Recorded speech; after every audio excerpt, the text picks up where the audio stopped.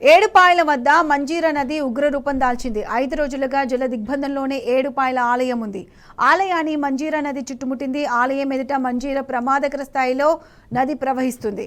వరద ఎఫెక్ట్తో 5వ రోజు ఏడుపాయల ఆలయం మూసివేశారు. రాజగోపురంలో ఉత్సవ విగ్రహానికి పూజలు కొనసాగుతున్నాయి. ఎగువన సింగూరు ప్రాజెక్టు 5 గేట్లు ఎత్తడంతో ఆలయం వద్ద మంజీర నది ఉధృతంగా ప్రవహిస్తుంది. గర్భగుడిలోకి ప్రవేశించి మంజీర జలాలు అమ్మవారి పాదాలను తాకుతూ వెళ్తున్నాయి.